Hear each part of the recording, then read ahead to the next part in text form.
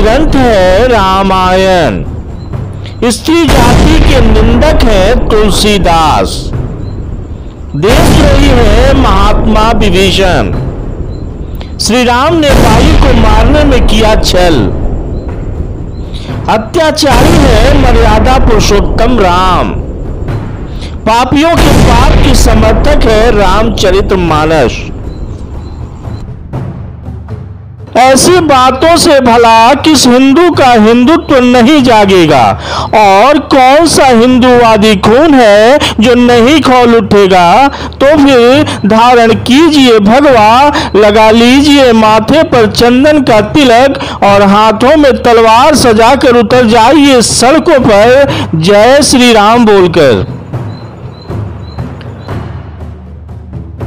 लेकिन ऐसे उन्माद से भला हिंदुत्व का कितना भला हो सकेगा, इस सवाल का जवाब भी तलाश लीजिए, क्योंकि ये सवाल हम नहीं पूछ रहे हैं, बल्कि कक्षा 5 के बच्चों को पढ़ाई जाने वाली यह किताब पूछ रही है, जिसके सवालों ने विभीषण, तुलसीदास, उनकी लिखी गई रामायण को तो छोड़िए, मर्यादा पुरुषोत्तम राम तक को सवालों के घेरे में खड़ा कर दिया है।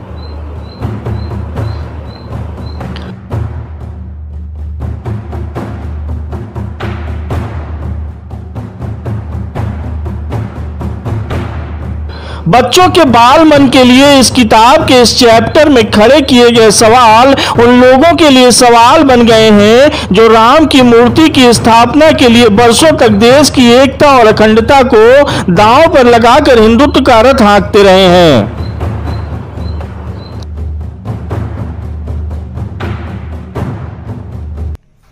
कक्षा 5 में चलने वाली हिंदी की यह किताब नमन, जब हम इसके बारे में जो इसका लेख छपा है तीसरे पाठ पे तुलसीदास के नाम से, इस पर प्रतिक्रिया लेने इस नगर के समाज सेवी और विश्व हिंदू परिषद के जिला अध्यक्ष गोपाल जी से बात करके पहुंचे, तो उन्होंने इस पर क्या प्रतिक्रिया दी, आइए हम उनसे जानते हैं। गोपाल जी, आपका बहुत स्वागत है हमारे चैनल में। आपके सामने ये किताब है जो नमन के नाम से प्रकाशित है, और ये कक्षा 5 में बच्चों को पढ़ाई जा रही है। हम आपसे जानना चाहेंगे कि ये तुलसीदास नाम का चैप्टर है, इसको आपने भी पढ़ा है, इसमें रामायण की जो व्याख्या की गई है उससे आप कितने सहमत हैं? मैं इससे पूरी तरह सहमत हूँ। रामायण में जो चीज व्याख्या इन्होंने पहले पेज पे कक्षा 5 के बच्चों के लिए जिस स्तर का लेख लिखा है, वह सबसे पहले मेरा तो ये कहना है कि वो कक्षा 5 के स्तर का लेख है ही नहीं। वो लेख जो है वो कक्षा 5 से ऊपर के स्तर का है, पहली बात। दूसरी बात यह है कि उसमें पहला ही लाइन उन्होंने बच्चों के मन में गंदा हिंदू धर्म के बारे में डालने के लिए उन्होंने लिखा है कि तुलसीदास जी जो है स्त्री जाति की निंदा करते थे। तुलसीदास जी ने रामचरितमानस में हिंदू स्त्री जाति की निंदा नहीं की है, कभी भी निंदा नहीं की है। गोपाल जी, इसमें सबसे प्रमुख बात जो ये है कि इसमें कुछ सवाल उठाए गए हैं जिसको भिन्न भिन्न मित्र पूछते हैं, ऐसा करके लिखा गया है। जो सवाल उठाए गए हैं, जैसा कि आप कह रहे हैं कि ये बहुत ऊंचे स्टैंडर्ड की चीज है, आप उसकी व्याख्या भी उसकी दूसरी तरह से कर रहे हैं, तो ये जो सवाल है क्या इनको उठाना जरूरी था? क्या बच्चों के मन मस्तिष्क पे इस सवाल का असर नहीं पड़ेगा? ये तो मुझे लगता है कि ये किसी प्रायोजित तरीके से किया जा रहा है कि कक्षा 5 के बच्चों के मन में ही ये भर दिया जाए कि राम जी इस ढंग के नहीं थे कि उनको पूजा जाए। इस किताब में मैंने भी पढ़ा आपके सामने, इसमें साफ साफ लिखा हुआ है कि अपनी बुद्धि प्रयोग कीजिए। यहाँ तक लिखा है कि सारे ग्रंथ त्रुटिपूर्ण हैं। तो ग्रंथ त्रुटिपूर्ण है तो मुझे पता नहीं इसके लेखक की क्या स्थिति है, वो किसी रांची या आगरे के पागलखाने से आया है कि कहाँ से आया मुझे पता नहीं है, लेकिन मुझे लगता है कि वो व्यक्ति उसका खुद का मानसिक संतुलन ठीक नहीं है जो सारे ग्रंथों को त्रुटिपूर्ण बता रहा है। तो ऐसे लोग का मुझे लगता है कि ऐसे व्यक्ति के विचार को बच्चों को पढ़ाना हमारे समाज में जहर घोलने के बराबर होगा। इसको हमने चिन्हित किया है, तो क्या आपका क्या कहना है, इसको आगे चलाया जाना चाहिए या आप किसका विरोध करेंगे? नहीं, हम बिल्कुल विरोध करेंगे। इसको तत्काल रोकने की जरूरत है, क्योंकि यह समाज में बच्चों के मन में विष घोलने के बराबर है। यह जब अपने धर्म के बारे में इनका विश्वास डिग जाएगा, तो जब धर्म ही नहीं रहेगा तो समाज की परिकल्पना नहीं की जा सकती।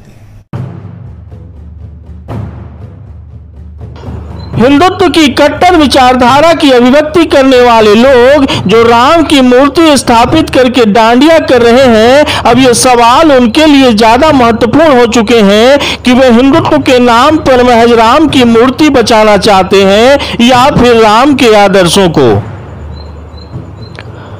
अपने कुछ ही सवालों से तमाम सवाल खड़े करती यह किताब विकृत सामाजिक इतिहास के मौन दर्शन द्वारा समाज को बड़ी आसानी से बांटने की विचारधारा तय कर रही है।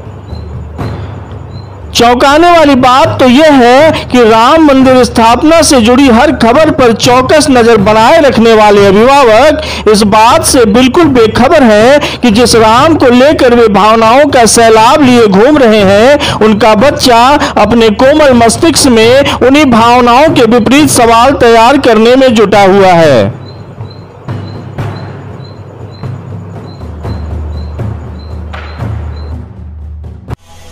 कक्षा 5 में पढ़ाई जाने वाली हिंदी की एक किताब नमन के बारे में जब हम समाजसेवी राकेश त्रिपाठी से उनकी प्रतिक्रिया जानने पहुंचे तो उन्होंने क्या कहा, आइए हम उनसे जानते हैं। राकेश जी, आपका बहुत बहुत स्वागत है हमारे चैनल में। हम ये जानना चाहते हैं, ये जो किताब है हिंदी की नमन, जिसका अभी आपने तीसरे अध्याय का अध्ययन किया है, तुलसीदास के नाम से लिखी गई है जी, इसके प्रति आपकी क्या प्रतिक्रिया?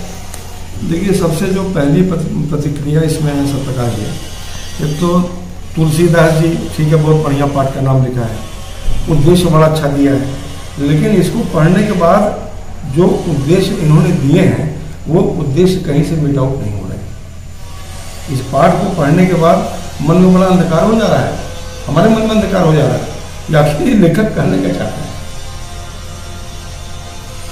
ये 5 क्लास के बच्चों को पढ़ाई जा रही है, तो आप क्या समझते हो बच्चों के मन पे इसका क्या प्रभाव पड़ रहा होगा? ये जो सवाल जो पूछे गए हैं इनको लेके उनके अंदर क्या जिज्ञासा होगी? देखिए, ऐसा है ना कि जब इसका प्रभाव जो हम लोगों के मन पे जब इतना नेगेटिविटी पैदा कर रहा है मन में ही है, तो मुझको तो ऐसा लगता है कि जो किताब ये वहाँ पे संस्तुत हुई है, तो उस विद्यालय के संचालकों ने, अगर किसी विद्यालय में चलती है तो संचालकों ने, प्रबंधकों ने या उस अध्यापक ने, जो हिंदी का अध्यापक है, उसने इस किताब के किसी पाठ का अध्ययन नहीं किया। अगर अध्ययन करता तो वो निश्चय ही इस किताब को करता रिजेक्ट। और जहाँ तक रही बात कि देखिए, इन किताबों के संस्तुत करने के लिए तो सबसे बड़ी चीज़ क्या है कि इन सब किताबों में बड़ी मार्केटिंग का खेला है। इसमें दाम इतना ज़्यादा रहता है, इसमें कमीशन सबका बना होता है। अगर इसकी जगह जो सरकारी जो पाठ्यक्रम है, सरकार ने जो पाठ्यक्रम, माने सरकार का मतलब ये मोदी सरकार या ये राहुल गांधी की सरकार मत समझिए। सरकार कहने का मतलब शासन का, हमारे जो शिक्षा मंत्रालय का जो हमारा अनुमोदन है, तो वो जो अनुमोदन है वो देखिए, वो अनुमोदन का एक उसका स्टैंडर्ड है। वो लीक से न तो बाहर निकलते हैं और न तो लीक के अंदर घुसते हैं। वो इस किताब को सिलेबस में चलाया जाना चाहिए स्कूलों में या नहीं चलाना चाहिए?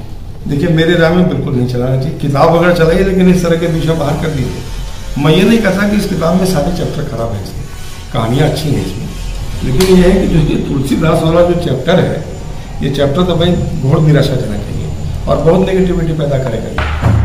हालांकि इस किताब में प्रकाशित पाठ तुलसीदास के दूसरे और तीसरे पन्नों में तर्क और कुतर्क का संगठित तथ्य परोसने की कोशिश जरूर की गई है, लेकिन यह व्याख्या कक्षा 5 के बच्चों को तो छोड़िए, 50 पार की उम्र के लोगों के भी ऊपर से निकल जा रही है।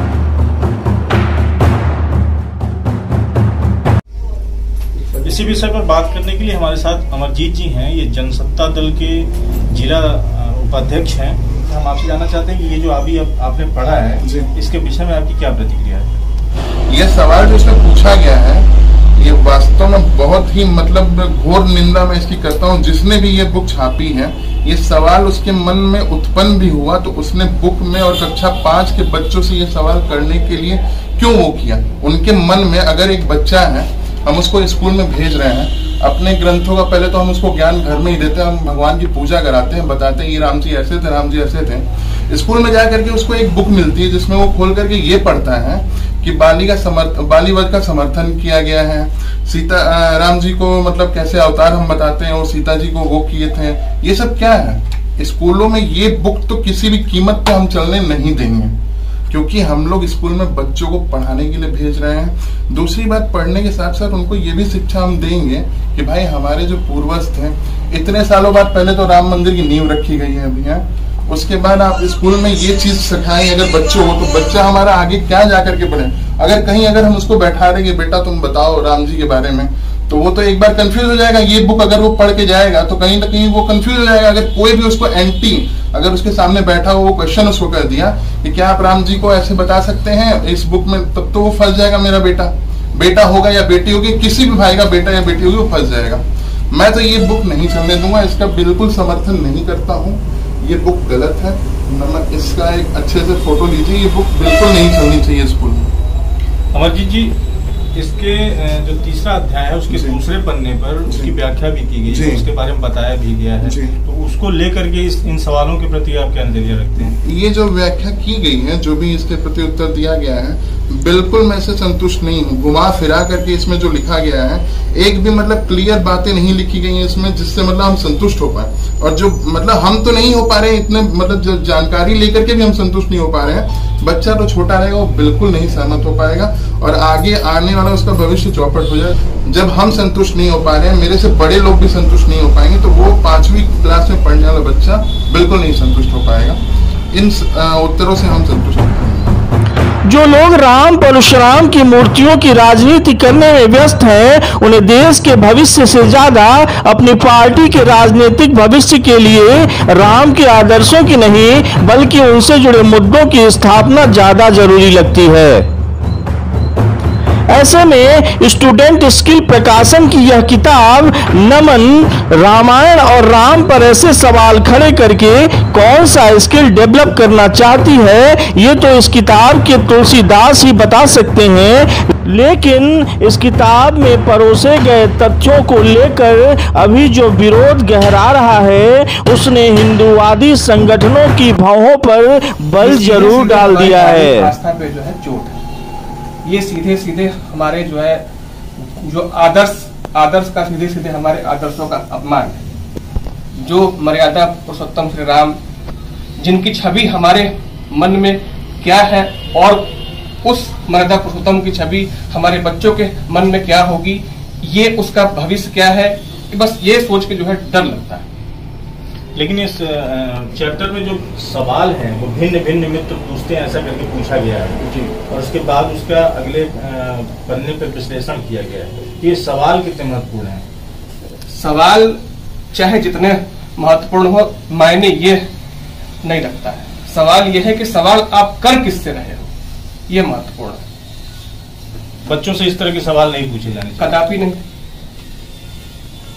बच्चों से ऐसे सवाल कदापि नहीं पूछे जाने चाहिए। उनके बाल मन पे हमारे पुरुषोत्तम राम के प्रति या उनकी जो छवि उभर के आएगी, कल वो हमसे पूछेंगे कि क्या पापा राम सही में सच में अताताई थे। आज हमारे बच्चे जिस हिसाब से पूछते हैं कि भाई मतलब अभी जो महाकाव्य है या हमारे पुरुषोत्तम लोगों के बारे में, कल अगर हमारे पूछेंगे कि क्या राम अताताई थे, हमारे पास इस सवाल का क्या जवाब होगा?